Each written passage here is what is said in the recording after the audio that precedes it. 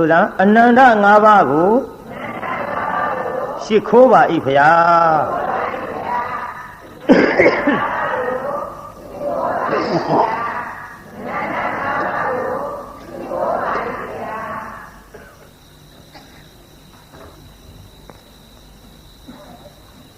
အနန္တ၅ပါးကိုရှိခိုးပြီးတဲ့နောက်ဘုန်းကြီးကြေညာထားတာနောက်ပိုင်းဟောမဲ့ဇာလန်းကသူများမကောင်းကြံကိုယ်ဘေးဒဏ်ထိဒီတရားကိုဟောမယ်လို့ကြေညာထားပါသူများကိုဖြစ်စေခြင်းတာကမကောင်းအောင်ဒုက္ခဖြစ်အောင်သေချေပျက်စီးအောင်ဆင်းရဲအောင်မွဲအောင်အဲ့ဒါလို့ဖြစ်စေခြင်းနဲ့ဗျာပါဒတရားတွေသူများမိမိကြံတယ်လို့မဖြစ်ဘဲနဲ့ဒီဘေးဒဏ်ကိုပြန်ပြီးတော့ထိတတ်ပါတယ်အဲ့ဒီအကြောင်းလေးကျုပ်ဟောခြင်းလို့တခြားမဟုတ်ပါဘူးပြိဿကျွတ်တို့ဘုရားကိုယ်တော်မြတ်ကြီးလက်ထက်တော်ကကောသလခေါ်တဲ့တိုင်းမှာအင်ဂျီ1000ရှိတဲ့ရွာကြီးအဲ့ဒီရွာကြီးမှာနောက်ဘဝကကိုပြုတ်ခဲ့တဲ့မကောင်းသောအကြံမကောင်းသောကံကြောင့်ကိုပြန်ဘေးဒဏ်ထိတဲ့တငယ်တယောက်ကိုကျုပ်အကြောင်းပြုဟောမယ်နောက်ဘဝကသူဘာတွေလုပ်ခဲ့ပါလိမ့်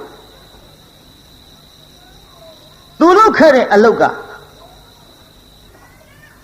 မိမိရဲ့ကြောင်းတိုက်အတွင်းသို့အာဂန္တုအရှင်များကြွရောက်လာတဲ့အချိန်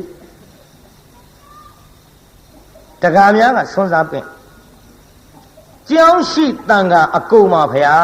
လို့တန်ခါကုံဆွမ်းစားပင့်တန်ခါကုံဆွမ်းစားပင့်တော့အဲ့ဒီကြောင်းတိုင်ဘုန်းကြီးကအဲ့ဒီတန်ခါတွေသူဆွမ်းမစားတဲ့ချင်းအဲ့ဒီတန်ဃာတွေဆွမ်းကပ်မှာဆွမ်းလှူမှာကိုပင်လျင်သူ့အနေနဲ့ကမနာလိုဝန်တိုအိတ်တာမစ္စရိယတွေများစွာဖြစ်လာအဲ့ဒီလိုအိတ်တာမစ္စရိယတွေဖြစ်လာတော့ခက်တာပဲဒီတကားများနဲ့ငါအမြဲတမ်းနေတဲ့ကြောင်းတိုင်ဘုန်းကြီးငါအပင့်သွားပြီးတာအခုတော့ကြည်စမ်းတန်ဃာဓုအလေကောင်းမှာကြောင်းရှိတန်ခါကုန်ပါဗျာလို့ဆွမ်းစားပင့်မဖြစ်ဘူးမပင့်မဲထားရင်လည်းဝီနီးတော်နဲ့ငါမှအဆင်မပြေဘူးအလေမနဲ့ကြရင်တော့ခေါင်းလောင်းကြီးတော့ရှိသားပဲခေါင်းလောင်းထိုးပြီးပင့်ရမှာပေါ့ဒီခေါင်းလောင်းကြီးထိုးနေကြဒုံနဲ့ထိုးရင်လည်းပဲဒီကိုယ်တော်တွေနိုးမှာမနိုးအောင်ထိုးမနှောအောင်ထိုးမယ်ဆိုပြီးတော့တရားနာပြိဿကြီးမနဲ့အိယာကထားဒီပြည့်တန်ဃာတွေမထခင်ခေါင်းလုံးကိုကျွတ်တို့ဘာနဲ့ထိုးလို့ဆိုတော့တမန်းမြက်ကလေးနဲ့သွားထိုးပြိဿကြီးခေါင်းလုံးတမန်းမြက်နဲ့ထိုးလို့ညီပါသူများရဲ့လက်လာပါသူများဆွမ်းစားရမယ့်ကိစ္စဒါကိုပင်လျင်သူ့စိတ်ထဲမနာလိုဝန်တိုးပြီးတော့တမန်းမြက်ဖြားလေးနဲ့ခေါင်းလောင်းထိုးပြီးတော့အရာထဲဆွမ်းစားကြွတဘာတဲ့ကြွသွားရှင်ဗျာတဲ့ကြောက်ရှိတဲ့အာဂန္တုတန်ဃာတော်တွေရောတပိတော်တို့ဆွမ်းစားတန်ဃာကုံပင့်ထားတာပါဘယ်နဲ့ကြောင့်တဘာတဲ့ကြွလာတုံးဗျာဩတကားတို့မလာခြင်းလို့အိပ်ပုတ်တဲ့ကိုတော်တွေပဲမျောမနေနဲ့ကတကကြွလာတဲ့ကိုတော်ကကြွလာတာလဲသူတပါးတဲ့တော့ခွက်ချကိုပြိတ္တကြွလာတဲ့ကုတော်သားကအရှင်မဟာနှိုးဘူးလားဗျအမလေးနှိုးလိုက်တာခေါင်းလောင်းတအားထိုးတာတောင်မနှိုးဘူးမှန်လားပါဗျာခေါင်းလောင်းထိုးရသားနဲ့မနှိုးဘူးဆိုရင်တော့ဒီတန်ဃာတော်ကြီးရဲ့ရှေ့မှောက်မှာတပည့်တော်ဆွမ်းစားပင့်လျှောက်ခဲ့တာပါဗျာခေါင်းလောင်းထိုးလို့မှမနှိုးဘူးဆိုရင်တော့တပည့်တော်အိမ်ငါကတ်တဲ့ဆွမ်းမဖုံးပေးခြင်းလို့လားသူဒီမဟုတ်ဒီအချိန်အစောကြီးအိပ်ပြတ်မခံနိုင်ဘူးဆိုပြီးများနေရကြလေသလားဗျာကဲအရှင်ဘုရားပဲတပည့်တော်တို့ကတ်ပါမယ်ဗျာသူ့ပဲဆွမ်းကတ်ကြဆွမ်းဖုံးပေးပြန်မကောင်းတာကတော့အတော့ကိုမကောင်းတာပဲပြိဿကြီးအဲ့ဒီဘုံကြီးကောင်းသလားမကောင်းဘူးလားအဲ့ဒီဘုံကြီးမျိုးကိုခင်ဗျားတို့ကြည်ညိုသလားမကြည်ညိုဘူးလားကြည်ညိုပါဗျာကျွတ်တို့ကြတော့ရောဒါပေမဲ့နတ်မြတ်အိတ်ထောင်နဲ့အပြည့်ထည့်ကြကြလားဒါမှအောင်ပါကို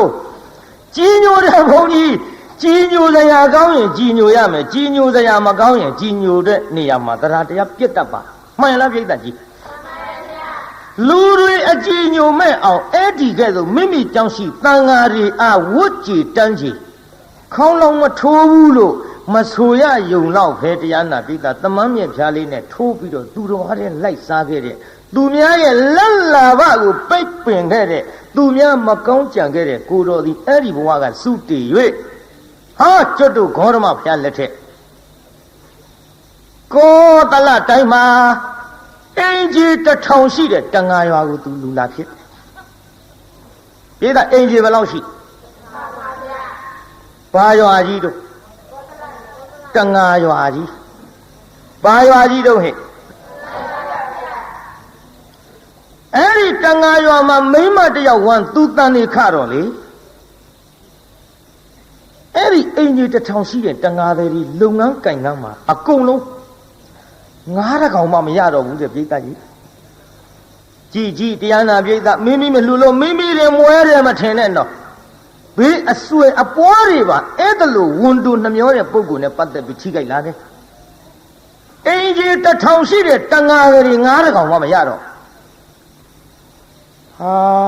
ဘယ်လိုဖြေကုန်တာလဲဟာငါတို့အင်ကြီး1000ရှိတဲ့ရွာကြီးလိုက်စုံစမ်းလိုက်ကြတော့မင်းရရ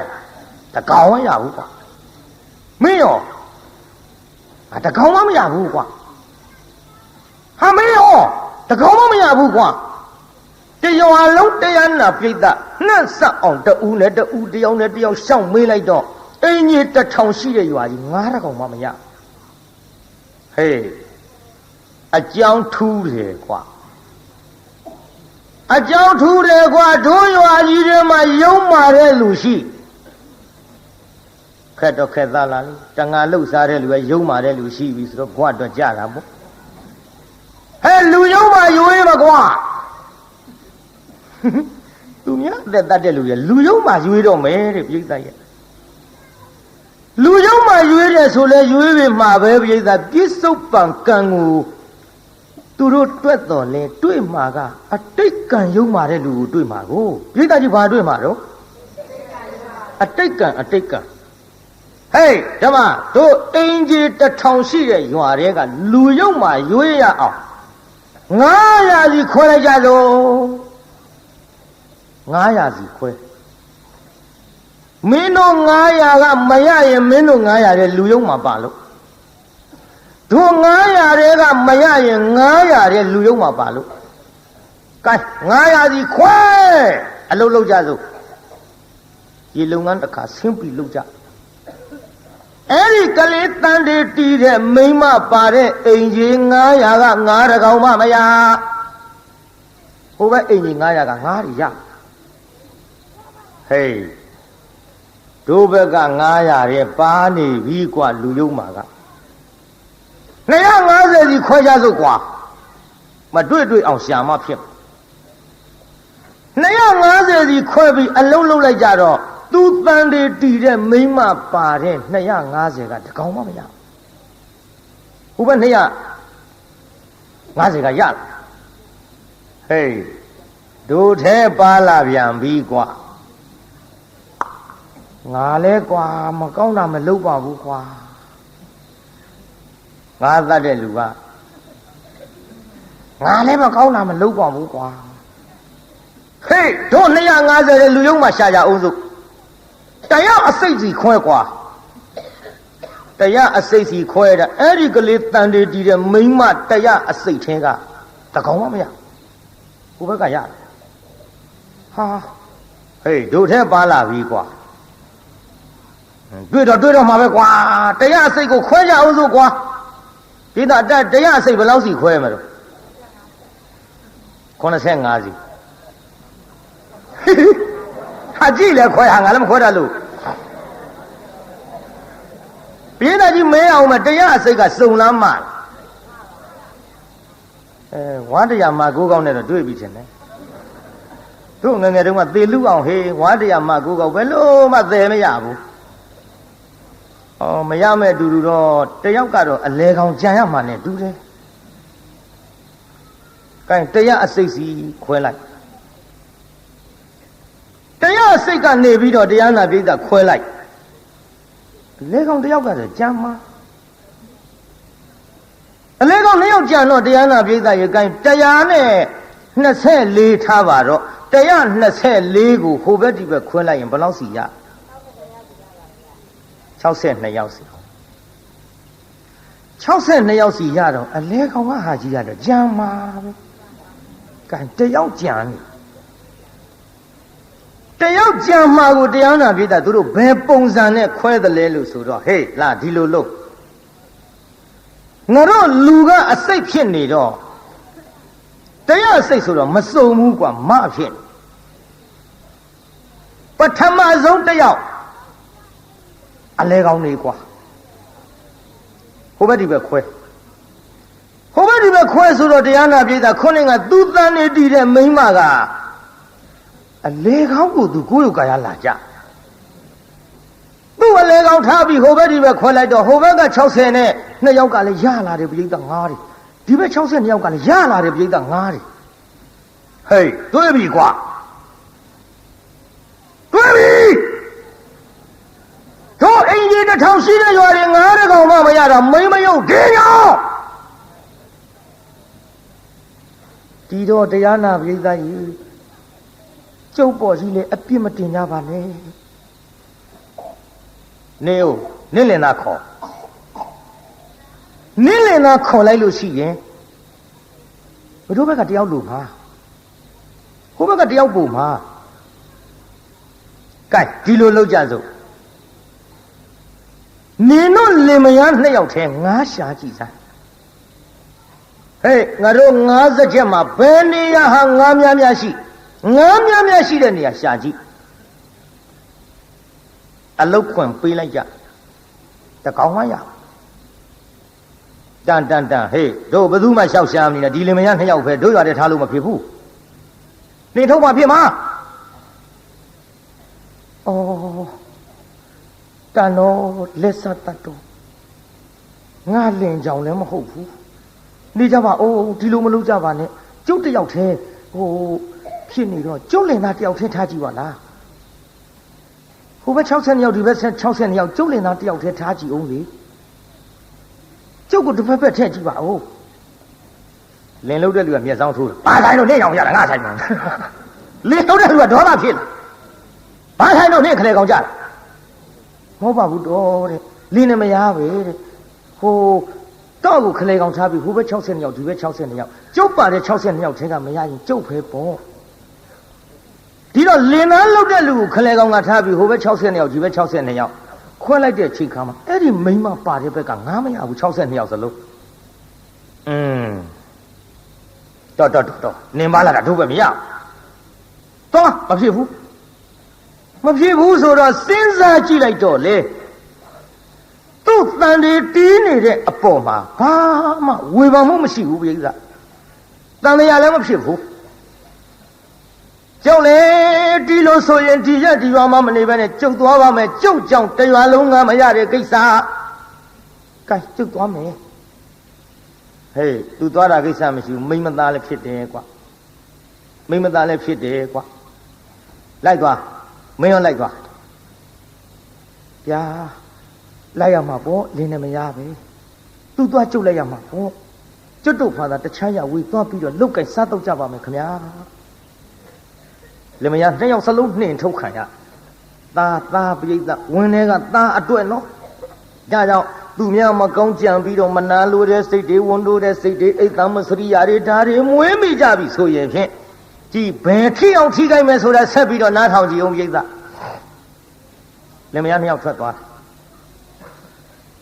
မောင်ရဲ့ထို့ဘယ်နဲ့ကြောင့်ဒီလိုဒုက္ခဖြစ်ပါလိမ့်မယ်တော့ကျွတ်တို့တန်ငါတယ်ဆိုတာကတော့သူများအသက်တတ်တာမကောင်းတဲ့အလုပ်လုပ်တဲ့လူချင်းမှန်ပါရဲ့ဒါပေမဲ့လို့ဒီထက်ရုပ်မာတဲ့အလုပ်ကြီးကျုပ်လည်းမလုပ်မိပါလားတော့ဒီအသက်ဒီရွယ်ထိတော့အပေါ်မှာလေလော်လီဖောက်ပြပြီးတော့တပါးတော့ယောက်ျားနဲ့လည်းကျုပ်မပြစ်မှားမိပါဘူးငါလဲဒီလိုပါပဲကွယ်ကိုင်ဖြစ်သမျှအကြောင်းအကောင်းကြီးပေါ့လာတော့စားစို့ဆိုပြီးတော့လောက်ကင်စားတော့ရင်းနဲ့နောက် 9 လကနေပြီးတော့10 လရောက်သောအခါတန်းယောက်ျားလေးဖွားမြောက်လာပြေးတာဘာလေးတို့တန်းယောက်ျားလေးဖွားမြောက်လာတော့သူတို့ရှိတာပါတာလေးလဲစားလို့တောက်လို့ကုန်ပြီအေးစဉ်လှဲ့ပြီးတော့ထမင်းတောင်းရစားရတဲ့ဘဝရောက်ဒီလိုတောင်းရောက်စားရတဲ့ဘဝရောက်သောအခါကလေးလေးကိုမအေးချီတယ်အဖေကအလွတ်ခွက်ကိုတက်ရောက်တစ်လုံးစီခိုင်းထမင်းပေးမဲ့ခွက်ကိုတက်ရောက်တစ်လုံးစီခိုင်းထမင်းပေးမဲ့လူကကလေးချီထားတဲ့မိန်းမခွက်ထဲထမင်းမထက်ယောက်ျားခွက်ထဲထမင်းထက်ကျုပ်လည်းပေးပါအောင်တော့ဟိုကတယောက်ထဲပါကျုပ်ကသားလေးနဲ့ပါမပေးဘူးနင်သားတော်လေးရှိပြစ်လိုက်နင်သားတော်လေးရှိပြစ်လိုက်အိမ်တိုင်းဒီလိုကြီးအပြောခံရကဲမောင်ရဲ့ကလေးချောင်များလားတို့မသိဘူးจิตသိမ်းထားစရာကြီးဖြစ်လာပြီဒီရွယ်လေးဆိုတာအလွန်တနာရကြတာကဲရောမောင်ရဲ့ကလေးတစ်နှစ်ချီပါဦးယောက်ျားကလေးပေးပြီးတော့နောက်တဲ့အိမ်ကျတော့ဒီလိုပဲတခါတည်းခွက်တစ်လုံးစီကင်တောင်းကလေးမပါတဲ့မိန်းမရဲ့ခွက်ထဲကိုထမင်းထည့်သည်ကလေးချီထားတဲ့ယောက်ျားရဲ့ခွက်ထဲထမင်းမပေးဘူးသူ့တယောက်ထဲပါဗျာကျုပ်ကလေးလေးနဲ့ကျုပ်ခွက်ထဲထည့်ပါဦးမပေးဘူးအဲ့ဒီကလေးတော်တဲ့ရှိပြလိုက်အဲ့ဒီကလေးတော်တဲ့ရှိပြလိုက်ဒီတိုင်းကြီးအပြောခံရဟုတ်ပါပြီကွယ်ဟုတ်ပြီနှမငါတို့အင်ကြီး1000ရှိတဲ့တန်ဃာရွာကြီးငါတကောင်းမှမရတာသူ့ကြောင့်ကလေးချီသောမိခင်ခွက်တဲ့ထမင်းမထဲတာသူ့ကြောင့်ကလေးချီသောဖခင်ရဲ့ခွက်တဲ့ထမင်းမထဲတာသူ့ကြောင့်အဲ့လေသူ့တော်လေ9 လလွယ်10 လဖွားတဲ့သားမင်းလည်းတနာပြီမယ်ငါလည်းကိုယ်ကဖြစ်တဲ့ရင်သွေးတော့ချစ်တာပဲနှမရဲ့ကလေးတဖြည်းဖြည်းစောင့်ပြီးတော့မွေးကြွေးကြည့်ကြပါအောင်စိုးနဲ့တဖြည်းဖြည်းစောင့်ပြီးမွေးကြွေးကြည့်ပြီးလာခဲ့ရကလေးကမတ်တပ်ပြေးလေးဘဝရောက်လာမတ်တပ်ပြေးလေးဘဝရောက်တော့ရှောက်ပြီးတောင်းလိုက်ကြတဲ့ကိစ္စဒီကလေးမြင်တိုင်းမေတ္တာပြည့်ဒီကလေးမြင်တိုင်းခွက်ထဲထမင်းမထဲကြတော့လင်မယား 2 ယောက်တိုင်းတယ်ကလေးလေးကလည်းမတ်တပ်ပြေးလေးမတ်တပ်ပြေးကနေတဖြည်းဖြည်းသကပီနာကြဘဝနဲ့အရွယ်ကလေးပေါ့လေဥမမဲ့စာမမြောက်လင်းက6 နှစ်သားလေးရောက်လာတော့နှမဒီလိုလုပ်ကြပါစို့ကွယ်ကိုမချီကအမိတော်လဲတာတော်ခဲ့ဤကဘာမီလောင်းသားကောင်းချနေဆိုတဲ့စကပုံကလည်းရှိနေတော့သူနဲ့သာနေရမယ်ဆိုရင်တနေ့ငါတို့ပါအလင်းမမီပဲနဲ့ငတ်ပြတ်ပြီးသေးကုန်ရတော့မှာပဲအေး1000ရှိတဲ့ရွာကြီးငါးတကောင်းမှမရတာလေသူ့ကြောင့်မိမိတို့ချက်မြုပ်ဇာတိရွာကတို့လင်မယားထွက်ပြီးတော့ပြေးခဲ့ရတာကလည်းသူ့ကြောင့်နှမရဲ့ချစ်တော့ချစ်တာပေါ်မချစ်လို့မှမဟုတ်ဖ ೇನೆ သူ့ချစ်သမျှကိုတို့လင်မယား 2 ယောက်နစ်မြုပ်ရမှာမို့ပြစ်ထားခဲ့ကြစို့လားပြစ်ထားခဲ့ကြစို့လားဟင်တော့ဘယ်လိုပြောလိုက်တာတော့ကြံရပါပြီတော့ကြံလဲကြံရပါပြီရဲ့9 လလွယ်10 လဖွားရရတဲ့သားမို့ကျုပ်ပဲလို့နီးနေမှပြစ်နိုင်ဘူးမပြစ်နိုင်ဘူးကျုပ်သက်သေးချင်းသေးပါစေတော့ကဲဒါဖြင့်နှမမင်းကမပြစ်နိုင်ရင်မင်းကငါ့ရဲ့ပူချစ်တာမိခင်ပြီဘူးပူမချစ်ရဘူးလို့လည်းငါမဆိုလိုပါဘူးငါတော့ဖြင့်သူ့တံမခံနိုင်ဘူးနှမမင်းသားချစ်ရင်ငါ့ကိုပြေးငါ့ကိုချစ်ရင်မင်းသားကိုပြေးချစ်ပေမဲ့လို့လေငါပြတ်ပြီးတော့အစာရေစာငတ်လို့သိရတဲ့အထဲမှာတတိုင်းလုံးတစ်ပြေလုံးဒုပိတ်ကန္တရကတ်ကြီးဆိုင်လို့အကုန်ငတ်သိတာအကြောင်းမဟုတ်ဘူးသူ့ကြောင့်ဒုလင်မယား 2 ယောက်ထဲတော့ငတ်အတိမခံနိုင်ဘူးအတိမခံနိုင်မဲ့အတူတော့မင်းသားချစ်ရင်မင်းနေရခဲ့ ငါတော့မနေဘူးသွားမယ်ပြောကြနေပါအောင်တော့ကဲကျုပ်သားလည်းကျုပ်ချစ်တယ်တော့ကိုလည်းချစ်တယ်ဒါပေမဲ့လို့ဒီတိုင်းကြီးပြစ်ပြီးလို့လည်းမတော်ပါဘူးသူမသိအောင်လှည့်ပတ်ပြီးတနည်းနည်းနဲ့ထားခဲ့တာပေါ့ကောင်းလားအေးကောင်းတယ်ခမဒါဖြင့်ဒီလိုလို့သူပြောတာနဲ့သူကြားကုန်လားမသိဘူးကြားကုန်မလားမသိဘူးဆိုဟိုကနားထောင်နေတာကြားတာပေါ့မကြားပဲနေပါကလေးကဒါပေမဲ့လို့မိဘများငှက်ပြစ်သွားလိမ့်မယ်လို့သူစိတ်ထဲတဆန်းကြီးမြတ်မရှိသာသမီမိဘအာကိုးတာဟိမိဘအာကိုးတာဟိပြစ်သွားလိမ့်မယ်လို့သူစိတ်ထဲမယုံကြည်ဘူးပြောတယ်တော့ကြားတယ်သူပြောတယ်ရဲ့လို့လဲသူတိတိကျကျဝေခွဲလို့မရပြစ်သွားကြစို့လို့ပြောတာပဲသူသိအဲ့ဒီလိုသိတဲ့စကလုံးလေးကိုပဲသူကြားရတဲ့အခိုက်ဘာမှနားမလဲရှာတဲ့ကလေးဆိုတော့လူလေးဗျာလာပါတို့တောင်းစားရတဲ့ဘဝငါသားသိတယ်နော်ဟုတ်ကဲ့ပတ်သက်ဒီရွယ်ကလေးရောက်လာပြီဟိုငါသားခွက်ကလေးနဲ့ထမင်းတောင်းမှုသလားတောင်းမဘူးတဲ့မေမေတို့တောင်းကြွေးတာကျွန်တော်စားခဲ့ပါပြီဖေဖေတို့တောင်းကြွေးတာပဲကျွန်တော်စားခဲ့ပါတယ်ခင်ဗျဒါကြောင့်သားရဲ့အခုတော့လေဟိုမရလားဟိုပါဟိုအိမ်ကြီးမြင်ပါလေခင်ဗျအဲ့ဒီအိမ်ကြီးကလေဟိုကလေးလေးတွေဆိုတိတ်တနာတာဒါသားရဲ့ထမင်းပေးမယ်လို့လည်းပြောတယ်ရော့ငါသားဒီခွက်ကလေးယူသွားခင်ဗျဟုတ်ကဲ့စားလဲစားလာပြီကျုပ်လည်းဘာမှမစားရသေးဘူးသူပေးမယ်လို့ပြောသလားပြောတယ်ငါသားရဲ့အဲ့ဒီငါထမင်းပေးမယ်တဲ့ကလေးဆိုရင်လည်းတနာတတ်တယ်ရော့ငါသားဒီခွက်ကလေးနဲ့သွားဆိုပြီးခွက်ကလေးပေးလိုက်ကလေးကခွက်ကလေးနဲ့အဲ့ဒီအိမ်သွားထမင်းတောင်းကလေးအဲ့ဒီအိမ်သွားလို့ဘာမှမကြသေးဘူးမျက်ခြေအပြတ်လောက်မှလင်မယားတယောက်နဲ့တယောက်ကင်ပြီးလစ်ကြလာသွားစို့ဟင်နေပါဦးတော့ဟိုအိမ်ကမပေးလိုက်လို့ရှိရင်ကျုပ်သားလေးဘာစားမလို့သူကနေသူရှိတယ်နေပြီသွားလို့လာလို့အောင်ပြေးကြလို့ကြိုင်တော့မှတိကျသေးကုန်လိမ့်မယ်မှတ်ထားဟဲ့ငါညီများနှမများမှတ်ထားဟဲ့လိမ္မာတဲ့သားသမီးကိုမပြည့်ရကြတော့လေမိုက်တဲ့သားသမီးတချို့သတင်းစာတဲ့အမွေပြကြေညာကြတာတွေတွေ့မှုတယ်မဟုတ်လားကြီးအခုအမွေပြတင်မကဘူးလူပါဖြတ်ပြီးတချို့အမွေပြကြေညာပြီမဲ့လို့ဒီလူကိုမျက်ခြေအပြတ်မခံရင်သားသမီးကောင်းတဲ့ဝင်ခွေရသေးတယ်ဟိုမှာကလေးဥမမယ်လေးကိုလူပါဖြတ်ပြီးပြေးကြပြီတရားနာပြိတ္တာပြစ်ထားခဲ့တော့ကလေးကခွက်ကလေးနဲ့အိမ်ထဲဝင်သွားဟဲ့ကောင်လေးဘယ်ကောင်လေးတို့ကြာထမင်းပေးမဲ့ပြောလို့မဲချန်ကြီးစီကတော့ဖေနဲ့မေရပြောလို့ဘယ်လိုနဲ့ဖေနဲ့မေနောက်လှည့်ကြည့်ဟောဖေတို့ဟောဗျာကျုပ်ပြေးသွားကြပြီဟင်နေပါဦးနင်းအဖေနဲ့အမေကရှိလို့လားရှိပါတယ်ကျုပ်ဖေနဲ့အမေခုနကဟိုနားလေးမှာဗျဟိုနားလေးဆိုရှိမှာပေါ့ဟဲ့ကျုပ်ကိုပြောလိုက်တယ်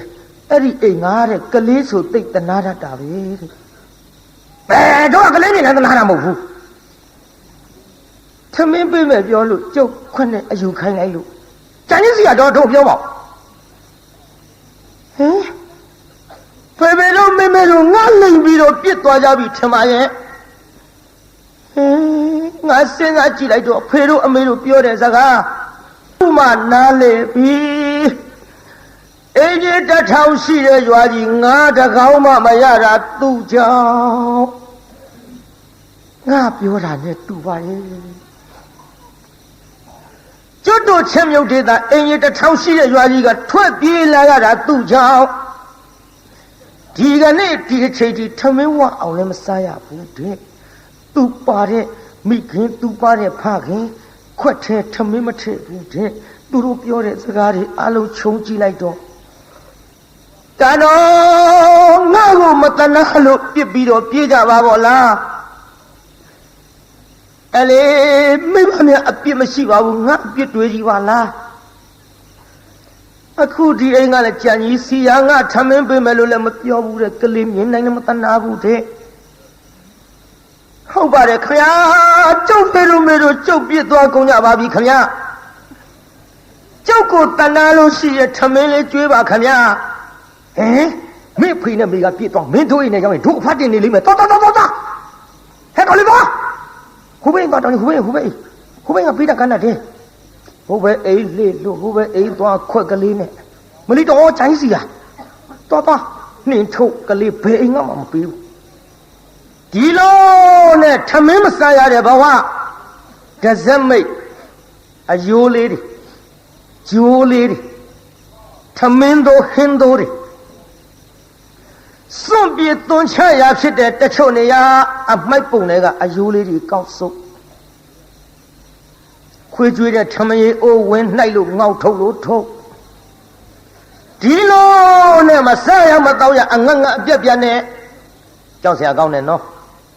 ဝန်တိုးတာတွေနှမျောတာတွေဟိုခေါင်းလောင်းလေးကိုခေါင်းလောင်းကိုတရားနာပြီးသားတမန်မြက်ကလေးနဲ့ထိုးခဲ့တဲ့ကံတွေနော်ကြောက်စရာကောင်းလုံးလို့အဲ့ဒီလိုမဆရမတော့ရနဲ့အိတ်တော့တစ်ပင်ရင်စားတော့အမိုက်ပေါ်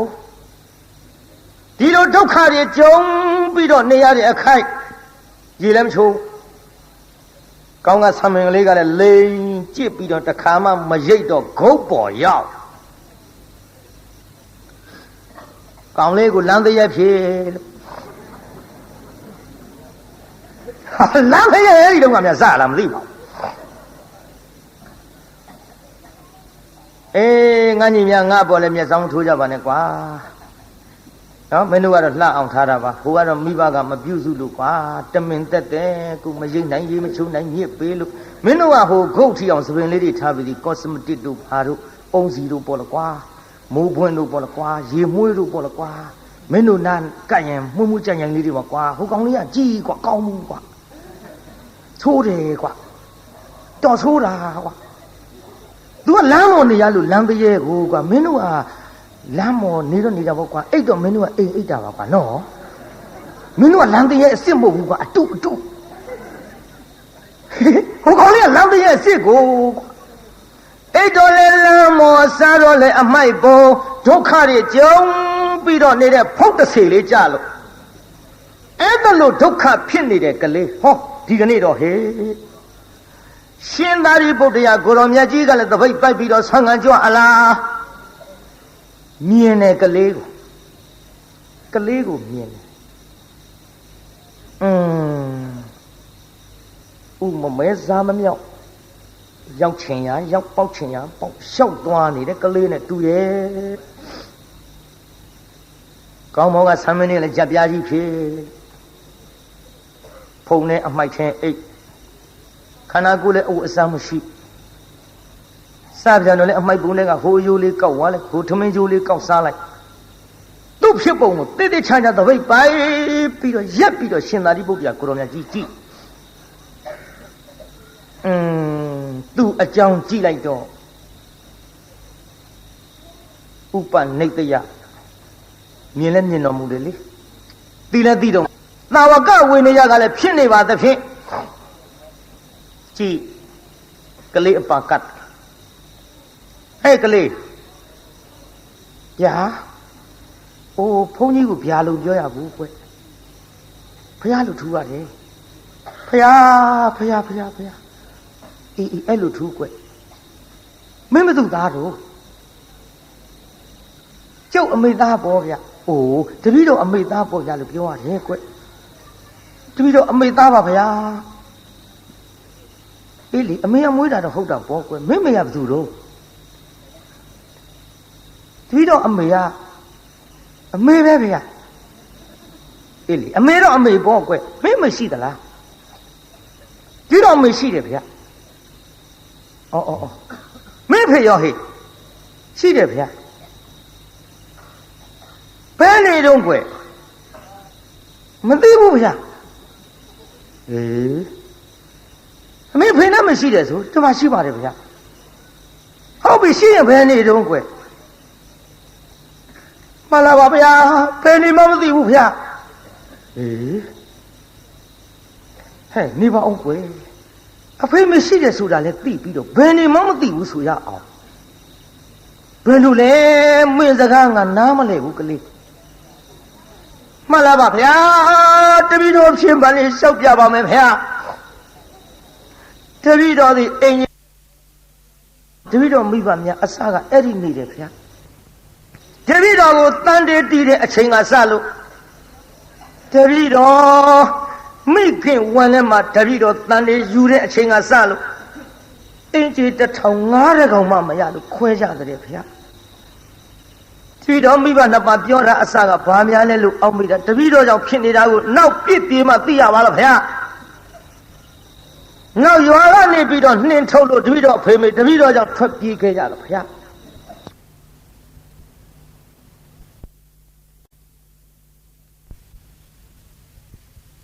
ဒီတော်မိဘများကတိုင်ပင်ကြတဲ့စကား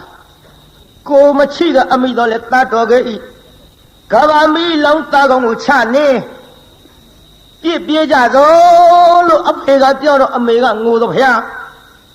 အေးမင်းသားချစ်ရင်မင်းနေရေးငါကိုပြစ်ငါကိုချစ်ရင်မင်းသားကိုပြစ်လိုက်ခဲ့အဲ့ဒါလို့ပြောတဲ့အတန်လေးလည်းတပည့်တော်ကြားမိတယ်ဗျာနောက်တော့တပည့်တော်ခွက်ကလေးပေးလို့လူလေးဟိုအိမ်ကထမင်းပေးလိုက်မယ်ကလေးဆိုရင်တနာရတဲ့ဆိုပြီးတော့ခွက်ကလေးနဲ့လွှတ်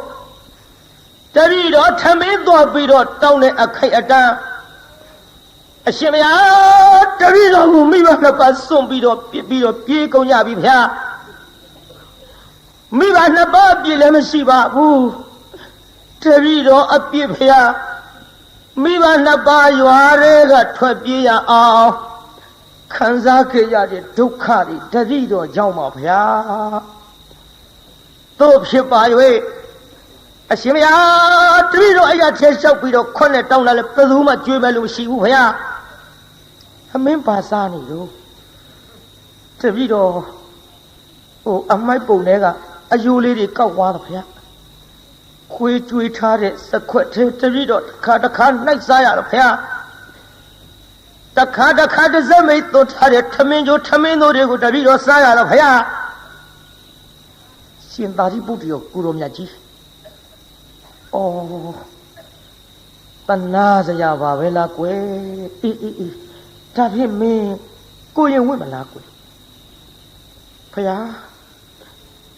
တပည့်တော်လို့လမ်းတဲ့ရဲ့ဘယ်သူကကိုရင်ဝင့်ပေးမှာတော့ဖယား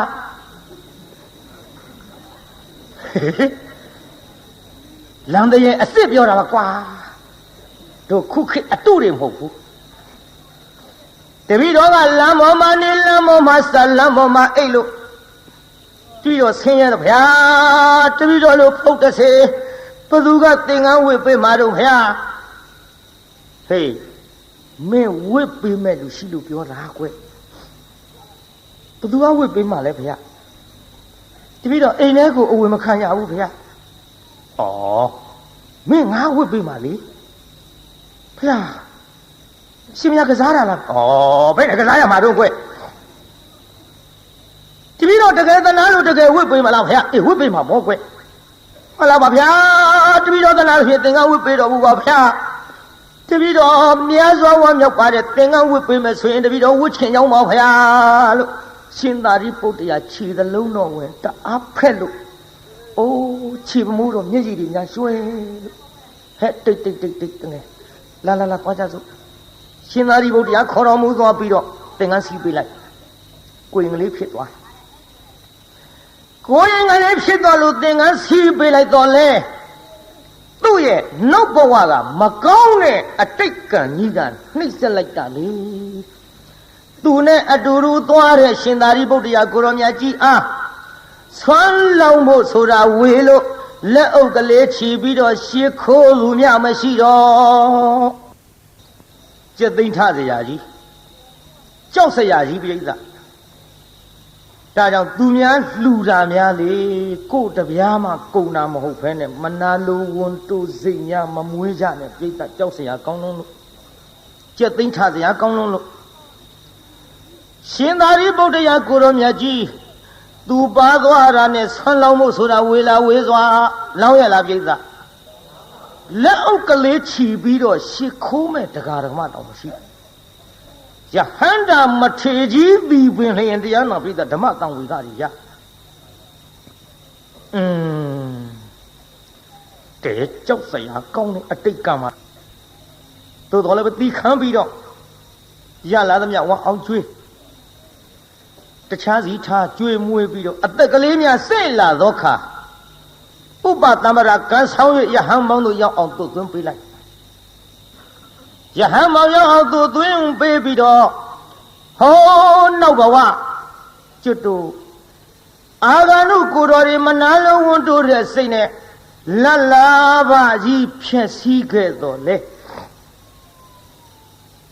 မိမိကြောင်းမှာမိမိယုံနံဓမ္မသင်္ခါရတရားတွေဤအဖြစ်အပျက်ကိုခရဝရတင်ပြီးတော့အာထုတ်ခဲ့တဲ့ကျွတ်တို့ဥပနိဒယလေးကဒီမာလာအကြောင်းဆက်လိုက်တော့ဟောနောက်လေအာသောကုန်ခန်းလို့ယဟန္တာတော့ဖြစ်ပါရဲ့ဆုံးဝအောင်မဖုံးပေးရပြေးတာကြီးဆုံးဝအောင်ဖုံးပေးရရဲ့လားဆုံးတထမဝအောင်မစားရဒီလိုတထမဝအောင်မစားရဘဲနဲ့နေလာခဲ့ရဒီကနေ့ရှင်သာရိပုတ္တရာကိုရောမြတ်ကြီးကပြစ္ဆောခဏနဲ့ညံတော်နဲ့ဆင်ញင်းပြီးကြည့်လိုက်တော့ဩလောဘကတိတ်တာလောဘကတိတ်တာသင်ပြီးဒီကနေ့ပရိနိဗ္ဗာန်စံတော့မှာပါတကားယဟန်ဘဝရောက်လာသည့်အထိတထာမှသူဆောင်းဝအောင်မစားရဘူးဒီကနေ့ငါ့ကိုဆွမ်းစားပင့်ထားတဲ့တကားတူရှိနေသည်သူခေါ်သွားပြန်ရင်လေသူခေါ်သွားပြန်လို့လေကြိုက်မှကြိုက်ပါမလားယဟန္တာကြီးတွေတောင်ကျက်သိမ်းထားအလေမြို့ပေါက်ထားပြစ်ခဲ့တာကောင်းပါရဲ့ပြီးတော့မှတခါတယောက်ဆွမ်းအပုခိုင်းရတော့မှာပဲငါရှင်လောတကတိတ်ကဆွမ်းစားတော့ပင့်ထားတယ်သို့တော်လေငါရှင်သတိထားလို့ဟောဒီမြို့ပေါက်မှာနေရနော်ဘယ်မှကြွမသွားနဲ့သင့်အတွက်ငါဆုံးဖို့လွတ်လိုက်မယ်မှန်လားပါဗျာရိပ်မိပါပြီဗျာဖရာတို့တော့သိပါပြီဗျာဖရာတို့တော့အကြောင်းပြုပြီးတော့ကလေးဘဝကကိုရင်ဘဝကနေပြီးတော့ယဟန်ထိစောက်ရှောက်ခဲ့တဲ့ဥပိ္ပဇေဆရာကြီးမို့လဲတပည့်တော်လေးစားမိပါဤဖရာတပည့်တော်ပါလာတာနဲ့လဲရရအကသာဝကဖြစ်တဲ့ယဟန်ဓမ္မထေကြီးတော်မှလဲဆွမ်းလောင်းတာတွေဆွမ်းကတ်တာတွေလှူတာတန်းတာတွေရဆဲလို့အရှင်ဘုရားလက်အုပ်ချီသူမြမရှိတပည့်တော်သိလဲသိခဲ့ရပါပြီဘုရားမှန်လားပါဗျာတပည့်တော်ဒီမှာနေရပါမယ်ဗျာငါဆွမ်းဖို့လွတ်လိုက်မယ်နော်ငါရှင်တမဗျာဒီလိုနဲ့ရှင်သာရိပုတ္တရာကိုရောမြတ်ကြီးမြို့ထဲဝင်ပြီးတော့တကအိမ်ဆွမ်းစားပြီးတော့ဟဲ့တကတယောက်လာစားပြောဆုံးနေဆုံးရင်နေထည့်ပြီးတော့ဟိုရွာပေါက်မှာယဟန်တစ်ပါးရှိတယ်နော်မြို့ပေါက်မှာယဟန်တစ်ပါးရှိတယ်အဲ့ဒီယဟန်ကိုဒီဆုံးနေတော့ပို့ကြီးကတ်ခဲ့နော်မှန်လားပါဗျာမှန်လားပါဗျာရှောက်ပြီးဆွမ်းဟင်းပကံတွေနဲ့ဆွမ်းပကံများတွေနဲ့လင်မန်းကြီးနဲ့ကြာနာထည့်ပြီးရွက်တော့သွားတာပဲပြိတ္တာအဲ့ဒီတကာကမေ့ပြီးတော့လေလမ်းနဲ့သူ့ဟာသူထိုင်စားပြစ်ကိုချိုးကိုလဲစားပြီးဟိုတကာကပြန်သွားတစောင်းဆောင်နဲ့ငါဥပိ္ပဇေဆရာကြီးကဒီကနေ့ဆွမ်းကခိုင်းလိုက်မတဲ့လောဘကဒိဋ္ဌာမင်းလောဘဝကကြောင်တိုင်းဘုန်းကြီးဖြစ်စဉ်အခါကြွလာတဲ့အာဂန္ဓုတန်ဃာတော်ဒီအာဆွမ်းမစားစီလို၍သူများဆွမ်းကတ်တာမနာလို့ပြီးတော့ခေါင်းလောင်းတောင်မင်းသမမ်းမြက်လေးနဲ့ထိုးခဲ့တဲ့အတိတ်ကမလားတိခံကိုပြုတဲ့ကံဟဲ့ သူများမကောင်းကြတာအခုတော့ကိုယ်ဘေးဒဏ်နေပြန်ပြီးတော့ထိနေပါလားလောကကတိတ်တာ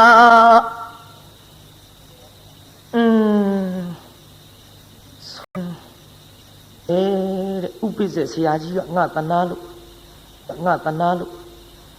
ဒီကနေ့ဒီချိန်ချီလဲဆွမ်းတထမဝအောင်မစားရလာခဲ့လိုက်တာနော်ကောင်းငယ်မော့ကြည့်တော့လည်းမောငါတိတ်တော့မယ်နေကခေါင်းမောတဲ့နေပြီဒီနေ့လည်းပဲလို့နီးနေမှာဆွမ်းတထဝအောင်စားရမယ်မဟုတ်ပါဘူးမျော်ရင်နဲ့ပေါ်မလာဘူးနောက်ရှင်သာရိပုတ္တရာကိုရောမြတ်ကြီးပြန်ကြွငါရှင်သင်ဆွမ်းဖုံးပေးပြီးပြီမဟုတ်လားတပည့်တော်ဘယ်သူကကတ်လို့လဲဗျာဟေးဟဲ့ကရှင်တခါတယောက်ဟိုဆွင်းနေရောဆုံးနေရောပြင်ပြီးအဲ့ဒီလွတ်လိုက်တာပဲလင်မကြီးနဲ့စားတဲ့လင်မကြီးပါဘူးကျွတ်တို့ခုခဲနဲ့မှန်တော့ဒီလိုပို့လေသလားလို့ပေါ့ဗျာမလာပါဘူးဗျာနောက်ဘဝကပြုခဲ့တဲ့ကိုယ်ကံကိုယ်များညံနဲ့ပြန်ပြီးဆင်းခြင်းမိရလားငါရှင်သိပါပြီဗျာဆင်းခြင်းမိပါပြီဗျာအလေသို့တော်လဲငါရှင်မနဲ့ဆွမ်းမဖုံးပေးရတော့လဲညနေစွမ်းငါခံပြီးတော့ကျွေးမယ်ညနေစွမ်းခံကျွေးမယ်တဲ့ယူပြိတ္တဘာစွမ်းလို့ညနေစွမ်းဆိုလို့ခမည်းတော်စားတဲ့ထမင်းတွေကိုဆွမ်းခံကျွေးမှာမဟုတ်ညနေစွမ်းဆိုတာစတုမရူတို့ထညက်တို့တကာတို့ကြံရည်တို့ဘီလာရည်တို့ပေါ့ဗျာခုခေတ်လို့ဆိုရင်ဘုရားကတော့ဒီအရည်တွေကတ်ကြသလားရှိသလားလည်းမသိပါဘူးညနေစွမ်းတပိတ်ကြီးနဲ့လှက်ပတ်ပြီးဆွမ်းခံလို့စတုမရူတွေတပိတ်အပြည့်ရရှင်သာရိပုတ္တရာကြီးအားရဟန်ကြပြီခုချိန်ဒီဆွမ်းနေစီမှမစားရသေးဘူးကဲငါရှင်ရော့ဖုံးပေးဆိုလက်ကလေးနဲ့နှိုက်မဲ့အလုပ်ပြန်ရုပ်တယ်ဘာဖြစ်လို့တော့ငါရှင်မှန်လားပါဗျာတပည့်တော်လက်နဲ့နှိုက်လိုက်လို့ရှိရင်စတုပတုပျောက်ကုန်လိမ့်မယ်ဗျာမပျောက်ပါဘူးလေကင်ငါရှင်ငါလက်နဲ့ကင်ထားမယ်နော်ဖုံးပေးအားရအောင်ပိဋကတပိတ်ကြီးပါသူ့မပေးရဲဘူးတပိတ်ကြီးပါမပေးရဲဘူးအပေါက်မပါပဲနဲ့ပျောက်ကုန်မှာစိုးလို့ကြောက်စရာအတော်ကောင်းတယ်နော်ပိဋကအဲ့ဒါနဲ့တရားနာပိဋကကြီးရှင်သာရိပုတ္တရာကိုရောမြတ်ကြီးကတပိတ်ကြီးကိုင်းလို့ငါရှင်အားရအောင်ဖုံးပေးလို့ကိုရောတပိတ်တစ်လုံးကိုရောပေါ့တထမဝခဲ့ပဲပရိနိဗ္ဗာန်စံမဲ့နေ့နောက်ဆုံးတထဒီစတုမရူဇွန်တထပဲသူဝအောင်ဖုံးပေးသွားရဒီလိုစတုမရူဆုံးတထဝအောင်ဖုံးပေးပြီးတဲ့နေ့မှာပင်လောတကတိတ်တာမထေကြီးအနုပါဒိသေသခေါ်တဲ့အကျွမ်းမရှိတဲ့ပရိနိဗ္ဗာန်ဆောင်ဝင်တော်မူရရှာသည်ကြောက်စရာကောင်းတယ်နော်နိဗ္ဗာန်ရောက်တာတောင်အငန်းငန်းအပြတ်ပြတ်နဲ့ရောက်ရဒါကြောင့်ခမည်းတော်ကျွတ်တူလည်းပဲဒီစိတ်ဒီအကြံဒီမကောင်းတဲ့ကံတွေများမပြုတ်မိအောင်လို့ဒါသတိပေးတဲ့အနေနဲ့ဒီဇာလန်းကိုဒီနေ့ဟောရပါသူများမကောင်းကြတော့ကိုယ်ဘာဖြစ်မြုံလာရှေ့တုန်းကကြားဘူးမှာပေါ့ငငယ်တုန်းကဖို့သူတော်တယောက်ကြောင်းရှိရွတ်လိုက်တာသူများမကောင်းကြံကိုပြန်ပေးတန်းထိဘယ်လန်းတော်သူများမကောင်းကြံကိုပြန်ပေးတန်းထိမုံတယ်မတယောက်ကဖိုးသူတော်အတော်အမြင်ကတ်လာအမြင်ကတ်တော့တွေးကြသေးတာပေါ့ဒီသူတော်ဘာလည်းမဟုတ်ခဲနဲ့ကမ္မထမ်းမဟုတ်ဘာမဟုတ်ရွတ်လိုက်တာသူများမကောင်းကြံကိုပြန်ပေးတန်းထိဘာမှလည်းမသိဘူးကဲဒင်းတော့ထိစေရောဟဆိုပြီးတော့မုံရှက်ကြီးတစ်ချက်အနတ်အရသာနဲ့ပြည့်စုံအောင်လုပ်ပြီးတော့အစိတ်တွေလူးပြီးတော့ပေးလိုက်ဘုသူတော်ကကြည်ဟာမှုရတာပါလားဒါလောက်ငွေဒါလောက်အရသာရှိမဲ့မဟုတ်ငါနဲ့မတတ်ပါဘူးလေဘုရားကိုတော်မြတ်ကြီးဆွမ်းတော်တင်ပါပဲဘုရားဆွမ်းတော်တင်လိုက်ပါရောဗျာဘုရားဆွမ်းတော်တင်တော်မုံတယ်မရဲ့သားကလည်းအဲ့ဒီကြောင်းထားတာဆွမ်းတော်တဲ့မုံကြီးသူ့သားအကောက်ကြိတ်လိုက်ပါရောဗျာစံခဲနဲ့ဘုသူတော်ကကြည်ဟာကလေးမင်းမလို့ဖြစ်တာတော့အဲ့ဒါမင်းမေလူတဲ့မော ဟောမင်းမေခါတယ်မင်းစားပြီမင်းဒီလိုဖြစ်ကုန်ပြီမင်းမေလူတဲ့မုံတော်မဟုတ်ဘူးဖိုးသူတော်ဟဲ့ကျောင်းသားတယောက်လာသားကျောင်းသားတယောက်လာသားတော်သူ့မိတော့ခေါ်ကြည့်သားကျောင်းသားတယောက်မုံဆွန်းတော်ရင်ကောက်စားတာဆွန်းတော်ရင်ဆိုလို့ဆွန်းတော်ရင်စားတဲ့လူတွေနည်းနည်းသတိထားကြလားဟောသတိပေးတာပါဆွန်းတော်ရင်သတိထားစားနော်ကြည့်ခုဆွန်းတော်ရင်မုံကောက်စားလိုက်တာတရားနာပြီးတဲ့ဇန်းကဲနဲ့ကလေးသေရောဆိုကြပါစို့ကျောင်းသားတယောက်ဆွန်းတော်ရင်မုံကောက်စားလို့အစိပ်ပါပြီးသေပါတဲ့လို့လဲဆိုရောဟိုမိမငရမ်းပြလူဖြစ်လာဟုတ်တော့ပေချင်းစိုးကြီးမစားဘဲနဲ့ဘယ်ကလေးတွေကောက်စားကုန်ပါလိမ့်ပေချင်းစိုးကြီးတဲ့ဖိုးသူတော်ကိုစိတ်ဆိုးတော့ဆဲတော့တာကြည်စား तू မစားဘဲနဲ့ဘလီ तू ကမစားဘဲဆုံးတော့တင်တာကျောင်းသားကြီးကောက်စားတဲ့ဘလီဘသူသားလေးများဖြစ်ပါလိမ့်ဘသူသားလေးများဖြစ်ပါလိမ့်နဲ့ तू ကပြေးအလားပြေးလဲလာရောတရားနာပြေးတာသွားခေါ်တဲ့ကျောင်းသားလေးနဲ့တွေ့ပြုတ်ဒီမှာဟိုခမရသားလေးဆုံးတော့တဲ့မုံကြီးကောက်စားလို့ပေးပြီးဗျဟင်မလေးကိုကျော်နေပါဘောလားကိုကျော်တအားပြေးလာပြီးတော့ဟမလေးဖို့သူတော်ကမ္မထမ်းငါကိုရောင်ပြန်ကွယ်လေပြီအခုမှကမ္မထမ်းဖြစ်သွားတယ်စောတော့ကမ္မထမ်းဖို့ဘာမဟုတ်တဲ့သူ့သားလေးသွားကြည့်ပြီးတော့အမလေးဖို့သူတော်ကမ္မထမ်းငါကိုရောင်ပြန်ကွယ်လေပြီအဲ့ဒီကဲ့သို့អော်ပြီးတော့ဟောသူများမကုန်းကြံလိုက်တဲ့မိမဖို့သူတော်ရွတ်တဲ့ကမ္မထမ်းတိုင်းကိုပြန်ဘေးတန်ထိလို့သူ့သားပဲသေရပါတယ်ပြိဿဒါကြောင့်ကျွတ်တို့တရားနာတဲ့ပြိဿကြီးလည်းမကောင်းတဲ့အလုပ်တွေဒီကနေ့ကစပြီးတော့ဒူနာတေဝေးကရှောင်နိုင်ကြပါစေဘယ်ကရှောင်ရမှာဘာနာတေးတော့ဟိဒူနာတေးတော့ကြားဘူးမှာမကြားဘူးလားဟိုတုန်းကလေဖိုးသူတော်တစ်ပါးရှိတဲ့ကျောင်းမှာဖိုးသူတော်သူများကအဲ့ဒီတရားကိုဖုံးကြီးလို့ဟောတယ်ဟောပေါင်းများကျွတ်တို့ကတော့ဖိုးသူတော်ပဲလွှဲချကျွတ်တို့ကဖုံးကြီးကိုအဲ့ဒီဖိုးသူတော်ကတရားနာပြည်အရာထဲလင်းရှိမယားတယောက်အိမ်သွားလဲတာလဲရောပရိသတ်လဲတော့တူပြောကြပါစို့လဲရောပရိသတ်ကိုင်အကုန်လဲကုန်တာဗောလင်းရှိမယားနဲ့မှားရောလင်းရှိမယားနဲ့မှားတော့တရားနာပြည်တယောက်နဲ့တယောက်အချိတ်ဆက်လှုပ်ထားဟိုကလည်းကလေးချော်တယ်လို့လူကလေးရတဲ့မောင်သက်ရှင်မရောက်ဖေးလဲတော့သွားတယ်ကွယ်အိပ်ပါတော့လားဟိုမိမကအင်းငါဟာကြီးမရှိဘူးတဲ့လာခြင်းလာတော့ဒီဒိဗ္ဗေပေါ့ဟာအချိတ်ဆက်လှုပ်ထား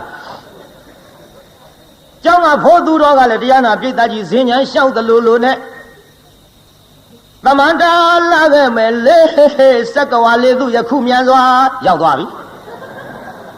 ဟဲ့ဘုရားရွတ်တယ်လို့နဲ့ဟိုကလင်းရှိတုံးတော့တရားနာပြိတ္တမသွားရဘူးပေါ့အော်ဒါကိုတချို့ကကြံဖန်မှန်သချင်းရေးသေးမကောင်းတဲ့အလုပ်ကြီးမြောက်ပေးတဲ့သချင်းကပေါ်လာတယ်ရိုးချစ်တာတဲ့ခိုးချောင်းခိုးဝဲချစ်ကြသူတွေမှာဘာဆိုလားပဲအတော်ဆိုးတဲ့သချင်းတွေပေါ့ကြည့်ရိုးချစ်တာမဟုတ်ဘူးအဲ့လိုခိုးချောင်းခိုးဝဲနဲ့တလို့နဲ့တရားနာပရိသတ်ယူသွားလူကလေးရဲ့မောင်သက်ရှင်မင်းဖေးလဲတော့သွားတယ်ကွယ်အိပ်ပါတော့လာခြင်းလာတော့အချက်ပေးဒီကလည်းသမန္တာလာခဲ့မယ်လေစက္ကဝါလေးသူယခုမြန်စွာတောင်းဆောင်ရောက်ဒီလိုနေလာတာတနေ့သ၌ကြတော့တရားနာပရိသတ်ကြီးလင်လုံးတဲ့လူကညာကြီးမင်းကောင်ပြန်အလားဟုတ်တော့အေးအိမ်ကလူပြန်လာပြီဒီမလာဖုန်းသူတော့ကတုံးဆွဲခေါ်သွားအဲ့လေးလက်ဆွဲခေါ်သွားကတုံးဆံမရှိဘူးဘယ်လိုဆွဲမလို့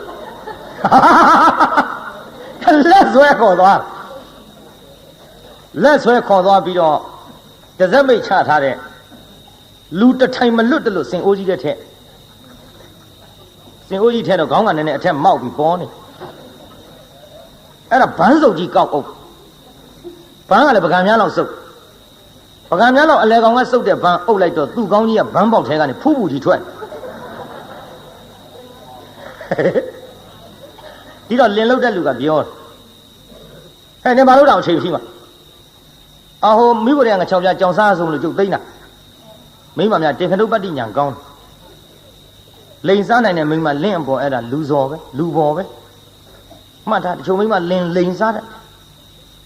မိဖို့ကြောင့်လည်းငါ6ပြကြောင်စားမှာကကိစ္စမရှိပါဘူးဒီစင်ဝမမဲကြဘာတို့ဟာတော့နဲ့တော့အဆန်းလို့ကျွတ်တော့ကောက်ဆိုင်စီထောင်ထားတယ်မဟုတ်လားတော့ကောက်ဆိုင်မတွေထုထုခေါ်တယ်မောင်းသစ်ကြီးလေတော်ဝဲလာတဲ့မောင်းသစ်ကြီးညံကကောင်းတယ်ပြုံးမနဲ့ဆိုတော့အခုမောင်းကြီးတိုင်မဲ့မဲကြီးအေးငါဝဲလာတဲ့မောင်းကြီးငါတခါမှထုမကြည့်ရဘူး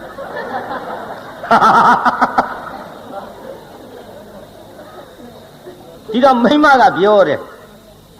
တော်တဲ့အချိန်မရှိမှအရာထဲမီးလာပါလားဆိုပြီးလန့်ကောင်ထုပါနဲ့နည်းနည်းတော့စမ်းကြည့်ရအောင်ဖို့သူတော်အတွင်းကစဉ်းစားတယ်ငါမောင်းဆိုပြီးဆော်တော့မှာသူငါကောင်းမောင်းဆိုပြီးတော့ဆော်တော့မယ်မောင်းလို့အော်ရင်မအော်ရင်ငါတို့ကိစ္စပေါ်တော့မယ်နောက်ဟိုကမောင်းထုတဲ့တင်းပုတ်ကြီးယူလာလေဟာထုလိုက်ဒူဟူဟူလင်လုတ်တဲ့လူကပြောတယ်ဟေးမောင်းတန်ကြီးကဘယ်နဲ့ဖြစ်လဲတော့နေစင်အိုးပေါ်မှောက်ထားတော့စင်အိုးတွေကထွက်လာတဲ့အတန်ဆိုတော့လှိုင်တန်ပေါ့တော့မိမကလည်းပြောတတ်နောက်တစ်ခါထုလိုက်ဒူဟူဟူဟေးပြောစီကြီးပါလားဟာတော့နေဒဇမ်းလိုက်ချတာကနှင်းကြလို့ဣနေတာမောင်းတောင်နှင်းကြလို့ဣပြန်တဲ့ဟိုထုကောင်းလိုက်ထုနေတော့ကြာထုလိုက်ဒူဟူဟူမဟုတ်ဘူးပြိဿနားလာတော့ဒူနာနာပြစ်လာအဲ့ဒီဒူနာနာអော်ပြီးတော့လင်လုတ်တဲ့လူကလည်းထုပြီးတော့တရားနာပြိဿပြန်အိတ်တော့ဒါရှေးတုန်းကပုံမြင်နော်ကျွတ်တို့ငယ်ငယ်ကဟိုအဖေကြီးများအမေကြီးများပြောတဲ့စကားမှတ်ထားဖုံမဟုတ်တော့ကိုယ့်ဘာကိုချင်းချင်းပေါ့မကောင်းတဲ့အလုပ်ဒူနာတေးဝေးဝေးရှောင်ဆိုတာသဘာဝလေးပေါ်လာအောင်အဲ့မှာဘန်းစုပ်ကလေးဖဲဖို့သူတော့အိတ်ကြပြီအိတ်ရောပေါ့ငါအားရအောင်နှက်သွားတာဘန်းစုပ်ကလေးဖဲစင်ဦးဘော်ကကြော်တက်လမ်းကြားထဲရောက်တော့သူကတုံးလေးသူပုတ်လို့သူဖြစ်သူတွေးပြီးတခစ်ခစ်ကြီးဟမ်းမလေးဆော်လိုက်လေကွာနာလိုက်တဲ့ထိတ်ကြီးထူတာကိုပြိဿဆော်လိုက်လေကွာနာလိုက်တဲ့ထိတ်ပရိတ်သမန္တာကြောင့်လွတ်လာပါလေပရိတ်ကြောင့်လွတ်တာဖြင့်ဒီလိုနဲ့တရားနာပရိတ်နေလာလိုက်တာနောက်ရကြဟိုကလင်မရှိတော့အတန်ပေးလာတဲ့ချင်းသေးတာကိုပရိတ်ရဲ့လူကလေးရဲ့မောင်သက်ရှင်မရောက်ဖေးလဲတော့သွားတယ်ကွယ်အိပ်ပါတော့လားအတန်ပေးလိုက်သွားခြင်းတယ်ဟိုကကတုံးတရိယပုတ်ကြည့်လိုက်တော့ဘူးကြီးကမပြောက်သေးဘူးဒီတော့မလာနိုင်တော့တဲ့အကြောင်းပေါ့လေကြောက်သွားပြီဆိုတဲ့အကြောင်းပြန်ပြီးတော့သူကပရိယွတ်တလူလူနဲ့သမန္တလာခြင်းမရဲ့လေမနေ့ညကဒူနာတေကိုခွဲကကြောက်လှကြီးရဲ့လေမသွားတော့ဘူးတဲ့ပြိဿနောက်ပြတ်သွားကြတဲ့ဒါကြောင့်ကျွတ်တို့တရားနာပြိဿကြီးလည်းမကောင်းတဲ့အလုပ်တွေဒူနာတေပြီးတော့ဒီကနေ့ကစဝေးဝေးကြီးရှောင်ကြပါစို့ကောင်းဘူးလားပြိဿကြီးလောကဒိဋ္ဌမထေတရားနာပြိဿပရိနိဗ္ဗာန်စံသည်အထိမဝတဝနဲ့တထက်ထဲဝအောင်ဖုံးပေးသွားရသောကိစ္စသည်သူများမကောင်းကြံလို့ဗါတဲ့ပြိဿကိုဗေဒံထိလို့အမိပေးတဲ့ဇလန်းသည်ဒီကနေ့ညနာယီပြန်တစ်ချက်ထိုးကန်ဤအချိန်မှာနှိဋ္ဌိတမ်းပါတယ်ကိုင်းမေတ္တာပို့ရအောင်ဆိုကြနှစ်ဖြင့်စောစောလေးကြွကြပေါ့တကဘာလုံးမှာမြတ်တာ